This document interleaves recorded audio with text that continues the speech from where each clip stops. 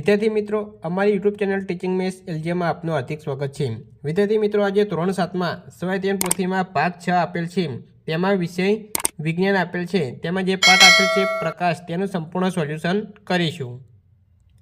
विषय विज्ञान पाठ 11 प्रकाश। नीचे आपेला प्रश्नों माटे योग्य विकल्प पसंद करी साचा विकल्प सामे खरानी निशानी करो। 1. सफेद प्रकाश 7 रंगोनो बनेलो छे, नीचेना पैकी कयो रंग तेमां समाविष्ट नथी? जवाब आपशे काळो। 2. खाली जग्या वडे रचातुं प्रतिबिंब चत्तु, आभासी अने वस्तुना परिमाण करता नानुं होय छे। जवाब आपशे अंतर्गोल लेन्स। 3. दांतनुं विस्तृत प्रतिबिंब मेळववा डॉक्टर खाली जग्यानो उपयोग करे छे। जवाब आपशे अंतर्गोल अरीसो। 4. एक समतल अरीसानी सामे 15 सेंटीमीटर अंतरे ऊभी रहेली पहेलीने पोतानुं प्रतिबिंब पोतानाथी केटला अंतरे देखाशे? जवाब आपशे 20 सेंटीमीटर। 5. अरीसा वडे मळतुं प्रतिबिंब कई प्रकाशीय घटनाने आभारी छे? जवाब आपशे ध्रुवीभवन। 6. लेन्स वडे मळतुं प्रतिबिंब कई प्रकाशीय घटनाने आभारी छे? जवाब आपशे विभाजन। नीचेनामांथी कोना वडे वास्तविक प्रतिबिंब रचाय? जवाब आपशे बहिगोळ अरीसो। 8. वस्तु करता मोटो प्रतिबिंब मेळववा नीचेनामांथी कोनो उपयोग करशो? जवाब आपशे समतल अरीसो। 2. नीचेना प्रश्नोना योग्य जवाब टूंकमां आपो। 9. मीनानो रूपियो अंधारामां क्यांक खोवाई गयो छे? रूपियो शोधवा मीनाए शुं करवुं पड़शे? जवाब मीनाए प्रकाशना कृत्रिम उद्गम स्त्रोतोनो उपयोग करी अजवाळुं करवुं पड़शे। 10. रीनाने अजवाळुं करवा माटे कई कई वस्तुओ उपयोगी थशे?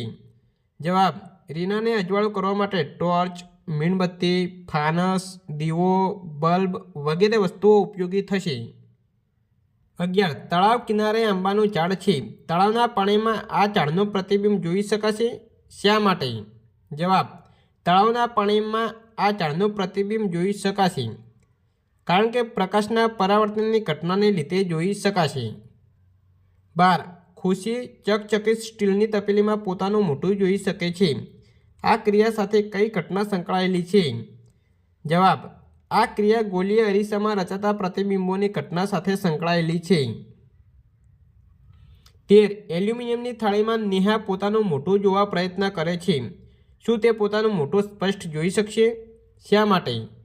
जवाब एल्युमिनियमनी सपाटी લીસી अने चकचकित न होवाथी नेहा पोतानुं मोढुं स्पष्ट जोई शकशे नहीं। 14. प्रकाशना परावर्तनना सिद्धांत पर काम करता साधनोनी यादी तैयार करो। जवाब सादुं सूक्ष्मदर्शक यंत्र, माइक्रोस्कोप, टेलिस्कोप, पेरिस्कोप, कैलिडोस्कोप, चश्मा, कैमेरा, वाहनोना साइड ग्लास वगैरे साधनों परावर्तनना सिद्धांत पर काम करे छे। 15. सोहाए जमणा कानमा कड़ी पहेरी छे, ते अरीसामां पोतानुं मोढुं जोता आ कड़ी तेने डाबा कानमा पहेरेली देखाय छे, आवुं शा माटे बने छे? जवाब कारण के समतल अरीसा वडे रचातुं प्रतिबिंब वस्तु जेवडुं पण डाबे जमणे बाजू उलटायेलुं होय छे, अथवा जमणा कानमा पहेरेली कड़ी डाबा कानमा देखाय छे। 16. एम्ब्युलन्सना आगळना भागमां लखाण शा माटे ઊંધું લખવામાં આવે છે? जवाब જ્યારે આગળના ભાગમાં ગતિ કરતા વાહનોના ડ્રાઈવર તેમના રિયર વ્યૂ મિરરમાં પાછળ આવતી એમ્બ્યુલન્સ પર લખેલો શબ્દ વાંચી શકે અને આગળ જવા માટે ઝડપથી રસ્તો કરી આપે એટલા માટે। 17. રાકેશભાઈને તેમના વાહનમાં સાઇડ ગ્લાસમાં પાછળ આવતી બસ તેના કદ કરતાં નાની દેખાય છે, શા માટે? જવાબ વાહનના સાઇડ ગ્લાસ તરીકે બહિગોળ અરીસાનો ઉપયોગ થાય છે, તેના દ્વારા મળતું પ્રતિબિંબ આભાસી, ચત્તુ અને નાનું હોવાથી બસ તેના કદ કરતાં નાની દેખાય છે। 18. પ્રેમ સ્ટીલની નવી ચમચીના પાછળના ઉપછેલા ભાગમાં પોતાનું પ્રતિબિંબ જોવે છે, તો તેને કેવું પ્રતિબિંબ દેખાશે? જવાબ પ્રેમને સ્ટીલની નવી ચમચીના પાછળના ઉપછેલા ભાગમાં પોતાનું પ્રતિબિંબ આભાસી, ચત્તુ અને નાનું દેખાશે, કારણ કે ચમચીની બહારની સપાટી બહિગોળ અરીસા તરીકે અને અંદરની સપાટી અંતર્ગોળ અરીસા તરીકે વર્તે છે। 19. સ્ટીલની નવી ચમચીના ખાડાવાળા ભાગમાં તમારા ચહેરાનું પ્રતિબિંબ જોતા કેવું દેખાશે? જવાબ સ્ટીલની નવી ચમચીના ખાડાવાળો ભાગ અંતર્ગોળ અરીસા તરીકે વર્તે છે, એમાં મળતું પ્રતિબિંબ આભાસી, ચત્તુ અને મોટું હોય છે। 20. અંતર્ગોળ અને બહિગોળ અરીસાને ગોલીય અરીસા શા માટે કહે છે? જવાબ અંતઃગોળ અને બહિર્ગોળ અરીસાની અંદરની અને બહારની સપાટી વક્રાકાર હોવાથી તેને ગોલીય અરીસા પણ કહે છે। 21 વ્યવહારમાં અંતઃગોળ અરીસાનો ઉપયોગ તમે ક્યાં ક્યાં થતો જોયો છે? જવાબ અંતઃગોળ અરીસાનો ઉપયોગ બસ કે સ્કૂટરની હેડલાઇટમાં, દાંતના ડૉક્ટર દાંતનું વિસ્તૃત પ્રતિબિંબ મેળવવા માટે અંતઃગોળ અરીસાનો ઉપયોગ કરે છે। 22 વ્યવહારમાં બહિર્ગોળ અરીસાનો ઉપયોગ તમે ક્યાં ક્યાં થતો જોયો છે? જવાબ બહિર્ગોળ અરીસાનો ઉપયોગ વાહનોના સ્લાઇડ મિરર તરીકે, શોપિંગ સેન્ટર અને મોલમાં રિસેપ્શન પાસે બહિર્ગોળ અરીસાનો ઉપયોગ જોયો છે। 23 અંતઃગોળ અને બહિર્ગોળ લેન્સનું અવલોકન કરો, તમને શું તફાવત જોવા મળશે? જવાબ અંતઃગોળ લેન્સના કિનારીવાળા ભાગ કરતાં વચ્ચેનો ભાગ પાતળો હોય છે, જ્યારે બહિર્ગોળ લેન્સમાં કિનારીવાળા ભાગ કરતાં વચ્ચેનો ભાગ જાડો હોય છે। 24 લેન્સ અને ગોલીય અરીસાનું અવલોકન કરી તેમાં જોવા મળતા મૂળભૂત તફાવતો સ્પષ્ટ કરો। જવાબ લેન્સની બંને સપાટી પરાવર્તક હોય છે, જ્યારે ગોલીય અરીસાની એક જ સપાટી પરાવર્તક હોય છે। 25 બાઇક કે સ્કૂટર તેમજ કારના સ્લાઇડ ગ્લાસ પર object in the mirror are closer than they appear શા માટે લખેલો હોય છે? જવાબ સ્લાઇડ ગ્લાસ તરીકે વપરાતા બહિર્ગોળ અરીસાના આભાસી, ચત્તું અને નાનું અરીસાની પાછળ નજીકમાં પ્રતિબિંબ મળે છે। આપણા વાહનની પાછળના વાહન મૂળ સ્થિતિ કરતાં નજીક દેખાતા હોવાથી બાઇક, સ્કૂટર તેમજ કારના સાઇડ ગ્લાસ પર object in the mirror are closer than they appear લખેલું હોય છે। 26 મોટી ઉંમરની વ્યક્તિઓ વાંચવા માટે જે ચશ્મા પહેરે છે તે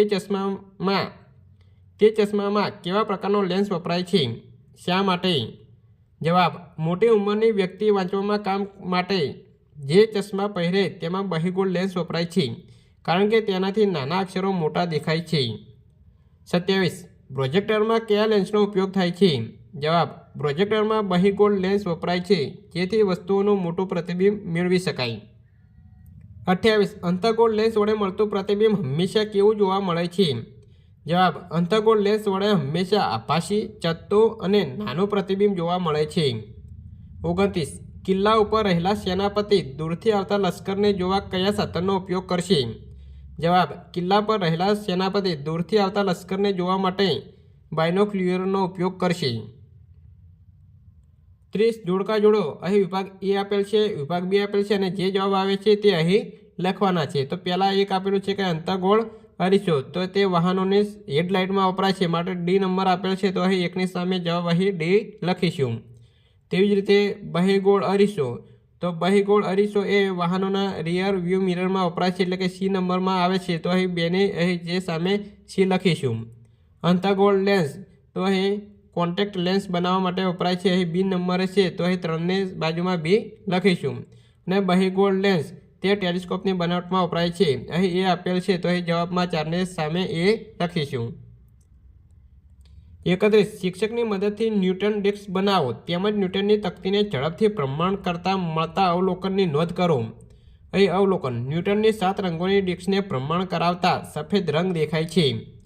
32 આભાસી અને વાસ્તવિક પ્રતિબિંબ આપતા ઉપકરણોને વર્ગીકૃત કરો। તો એ આપેલ છે સમતલ અરીસો, બહિર્ગોળ અરીસો, અંતઃગોળ અરીસો, બહિર્ગોળ લેન્સ ને અંતઃગોળ લેન્સ। તો એ આભાસી પ્રતિબિંબમાં જવાબ આવશે સમતલ અરીસો, બહિર્ગોળ અરીસો અને અંતઃગોળ લેન્સ। વાસ્તવિક પ્રતિબિંબમાં આવશે અંતઃગોળ અરીસો અને બહિર્ગોળ લેન્સ।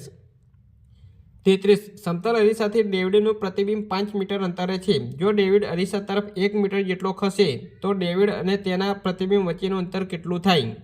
જવાબ ડેવિડ અને તેના પ્રતિબિંબ વચ્ચેનું અંતર 8 મીટર હશે। વિદ્યાર્થી મિત્રો, અહીં પાઠ 11 પ્રકાશ જે છે તેનું સંપૂર્ણ આજે સોલ્યુશન કરેલું છે। વિડીયો સારો લાગ્યો હોય તો લાઇક કરો, શેર કરો અને સબસ્ક્રાઈબ કરો। Thank you.